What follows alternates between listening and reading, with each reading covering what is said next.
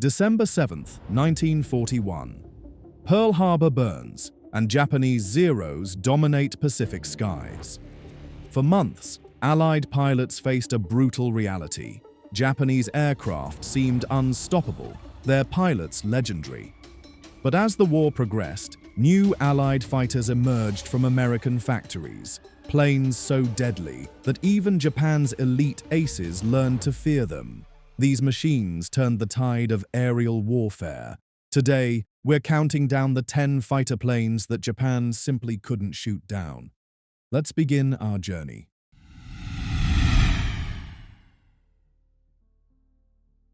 The Hellcat didn't just fight Japanese aircraft, it devoured them. When this beast first roared into combat in 1943, Japanese pilots quickly discovered they were facing something unprecedented. With a massive 2,000 horsepower Pratt & Whitney engine, the F-6F could climb faster than a Zero and dive away from any threat. Its thick armor plating turned what should have been killing shots into mere scratches. But raw power meant nothing without pilots who knew how to use it. During the Great Marianas Turkey Shoot of June 1944, Hellcats claimed an almost impossible 402 Japanese aircraft while losing just 29 of their own. Commander David McCampbell, flying his Hellcat Mincy III, shot down 9 Japanese planes in a single mission, a record that still stands today. The Hellcat's secret wasn't just speed or armor, it was forgiveness. Unlike the temperamental fighters that came before, the F-6F could take punishment and keep flying. Japanese pilots found that even when they landed hits, the Hellcat would circle back for revenge. By war's end, Hellcats had claimed over 5,200 enemy aircraft. For Japanese pilots, seeing that distinctive bent-wing silhouette meant one thing: today might be your last flight.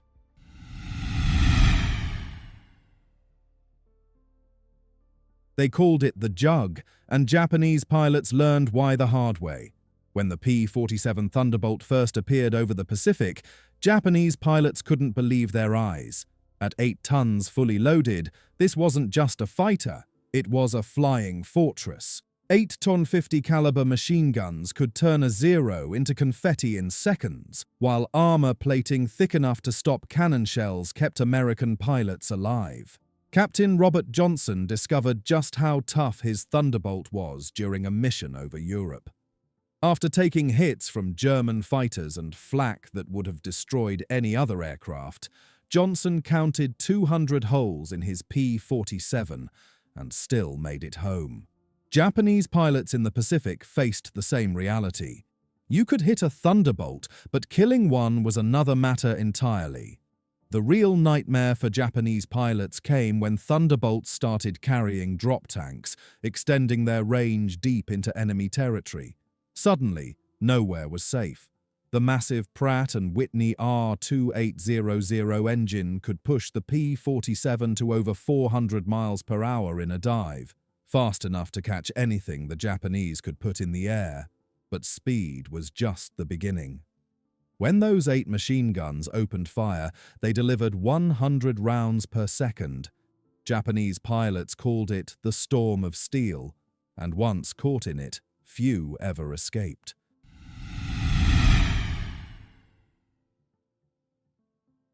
Twin engines, twin booms, and a single deadly mission: hunt down Japanese aircraft wherever they hid.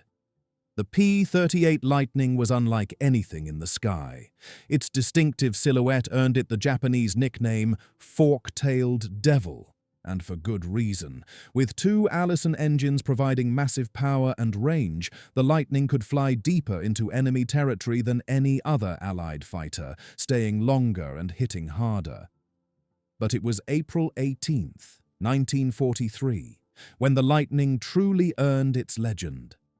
Major John Mitchell led 16 P-38s on an impossible mission: intercept Admiral Yamamoto's transport flight over the Solomon Islands. Flying at wave-top height for over 400 miles, the Lightnings found their target exactly where intelligence predicted. Captain Thomas Lanphier Jr. and Lieutenant Rex Barber sent Japan's most brilliant naval strategist plummeting into the jungle. The Lightning's twin-engine design gave it something no single-engine fighter possessed: redundancy.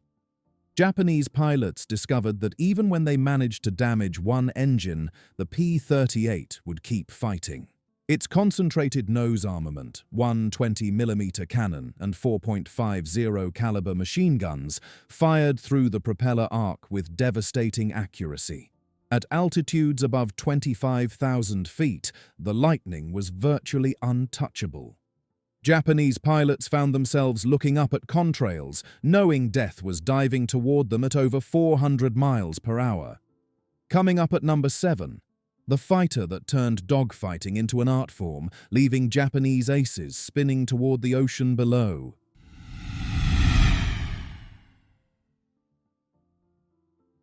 The bent-wing bird of death had arrived, and Japanese pilots whispered its name in fear. When the F-4U Corsair first bent its wings over the Pacific in 1943, Japanese pilots faced a terrifying new reality. This wasn't just another American fighter, it was a killing machine designed by men who understood that in aerial combat, speed kills. With a massive 2,000 horsepower engine and those distinctive inverted gull wings, the Corsair could outrun, outclimb, and outdive anything Japan could send against it. Marine Captain Ken Walsh discovered the Corsair's true potential during the Solomon Islands campaign. In a single mission, Walsh dove his F-4U through a formation of Japanese Zeros, destroying 3 before they could react. The Japanese pilots never saw him coming, and those who survived never forgot the blue-painted terror that had torn through their formation like a hurricane. But the Corsair's real advantage wasn't just speed. Its 6-50 caliber machine guns, synchronized to fire through the propeller arc, could shred a Zero's lightweight construction in seconds. Japanese pilots found that their aircraft's maneuverability advantage meant nothing when the Corsair pilot simply refused to turn fight, instead using hit-and-run tactics that left enemy formations decimated. Gregory "Pappy" Boyington and his Black Sheep Squadron proved that the Corsair wasn't just a machine, it was a weapon system. Flying F-4US, Boyington's pilots claimed 203 Japanese aircraft destroyed, creating a legend that echoes through aviation history. For Japanese pilots, the distinctive sound of a Corsair's engine became the soundtrack to their nightmares.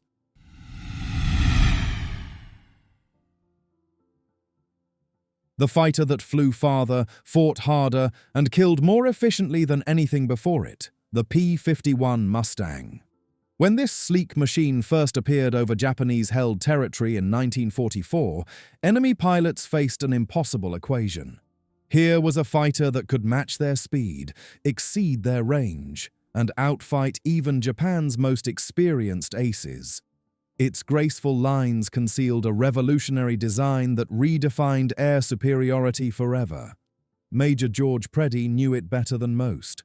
Flying his P-51 Cripes A Mighty Third, he became the Mustang's top ace with 26.83 kills. His success wasn't just about equipment, it was about exploiting the Mustang's perfect balance of speed, endurance, and firepower. Japanese pilots suddenly found themselves chased across hundreds of miles of sky by an opponent that never seemed to run out of fuel or ammunition. The secret lay in its Packard-built Merlin engine, pumping out over 1,400 horsepower, yet offering extraordinary range. For the first time, American bombers could be escorted deep into Japanese territory, and the fighters stayed to duel when the interceptors arrived. Add in 4 harmonized fit-caliber machine guns, converging into a cone of destruction, and the Mustang became every Japanese pilot's nightmare.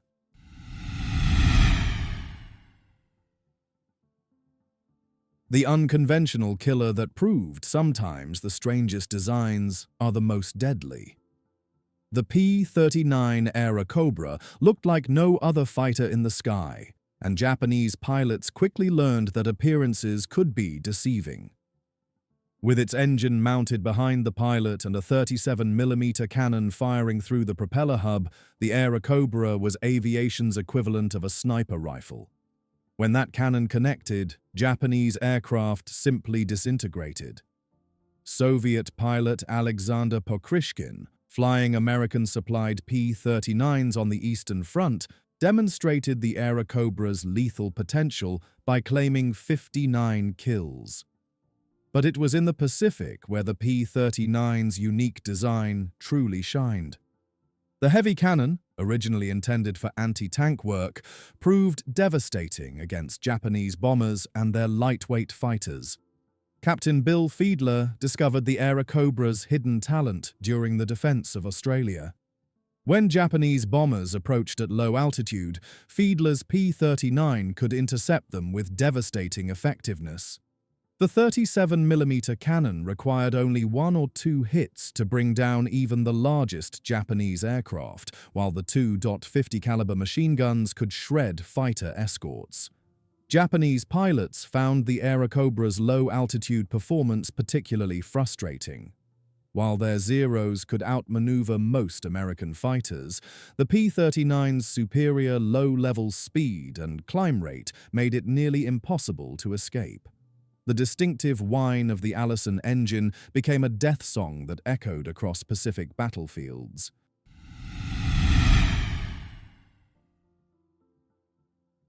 The shark-mouthed predator that taught Japanese pilots their first hard lessons about American determination.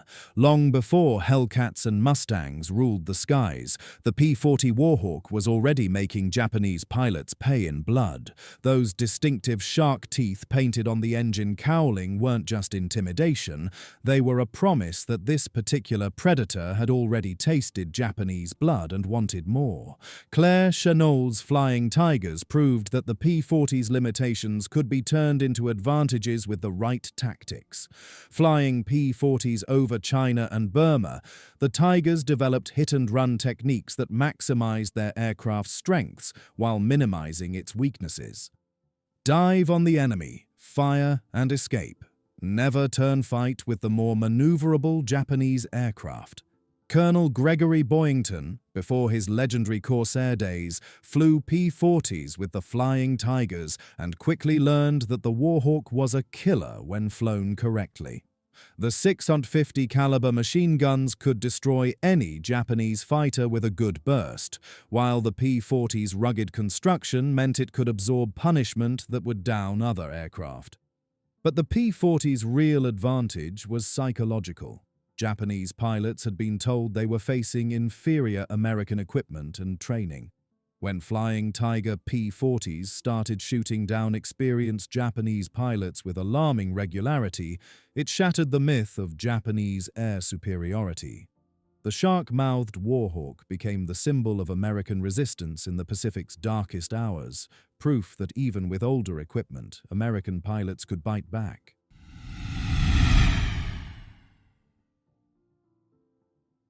The stubby underdog that held the line when everything seemed lost. At first glance, the F-4F Wildcat looked outclassed by Japanese opposition. Slower than the Zero, less maneuverable, and carrying fewer guns. On paper, it shouldn't have survived first contact with enemy forces. But Japanese pilots quickly discovered that this barrel-shaped fighter had something their nimble Zeros lacked: the ability to absorb incredible punishment and keep fighting. Lieutenant Commander Butch O'Hare proved the Wildcat's deadly potential during the defense of the carrier Lexington. When Japanese bombers threatened his ship, O'Hare single-handedly attacked the entire formation in his F-4F, shooting down 5 bombers and damaging 2 others. His Wildcat absorbed hits that would have destroyed a Zero, but kept flying long enough to save his carrier. The secret to Wildcat's success lay in understanding its strengths. Marine pilots at Guadalcanal developed the Thatch Weave, a defensive formation that used the F-4F's superior diving speed and firepower to trap Japanese fighters. When Zeros tried to pursue one Wildcat, they flew directly into the guns of its wingman. Captain Joe Foss, flying Wildcats from Henderson Field, claimed 26 Japanese aircraft using these tactics. His secret wasn't superior equipment. It was recognizing that the Wildcat's rugged construction and heavy armament made it the perfect ambush predator. Japanese pilots learned to respect the stubby American fighter. In a turning fight, they might have the advantage, but Wildcat pilots who stuck to hit-and-run tactics could butcher entire Japanese formations without losing a single aircraft.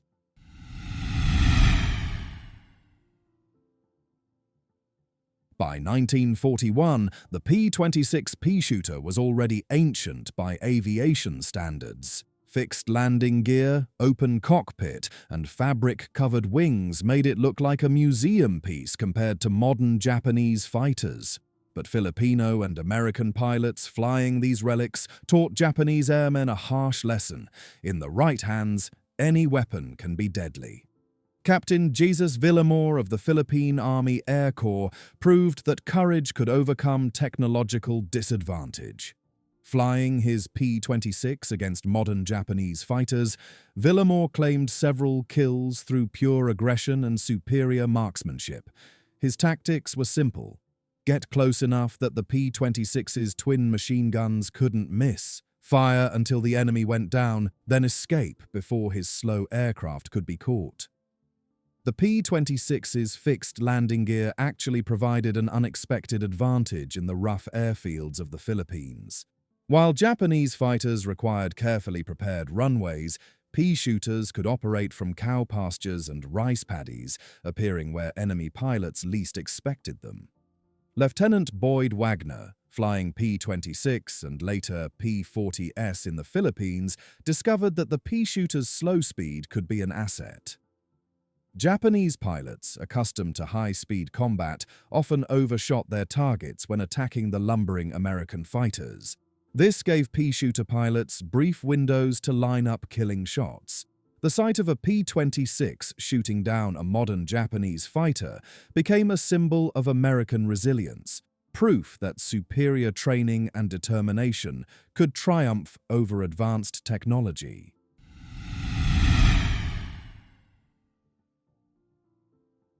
The double-barreled nightmare that arrived too late for most of the war, but just in time to show Japan what true air superiority looked like, the F-82 twin Mustang. Imagine not one, but two P-51 Mustangs fused together, with twice the firepower, twice the range, and all the killing efficiency of America's most successful fighter. That's exactly what Japanese pilots faced when the twin Mustang appeared in the war's final months. The concept was brutally simple. If one Mustang was deadly, two Mustangs sharing a single wing would be unstoppable. Each fuselage carried 3.50 caliber machine guns, 6 in total, capable of shredding enemy aircraft in seconds. Twin Merlin engines gave it staggering range and redundancy. Even if one failed, the F-82 could keep fighting. Lieutenant Colonel William Reed, among the few to fly it in combat, said it was like flying a fighter squadron by yourself. One pilot could focus on flying while the other handled radar and weapons, giving them unmatched awareness. Its most terrifying trait? Endurance. With massive fuel capacity, the twin Mustang could linger over Japanese skies for hours. To weary enemy pilots, it was less an aircraft and more a nightmare. Two killers welded into one unstoppable machine. From the stubby Wildcat holding the line at Guadalcanal to the twin-engined nightmare of the F-82, these 10 fighters didn't just win battles, they won the war. Each represented American engineering genius, pilot courage, and the unshakable belief that freedom was worth fighting for. These machines weren't just metal and engines, they were hope, defiance, and the reason the rising sun finally set. If you enjoyed reliving these battles of the skies, hit that subscribe button for more stories that history nearly forgot.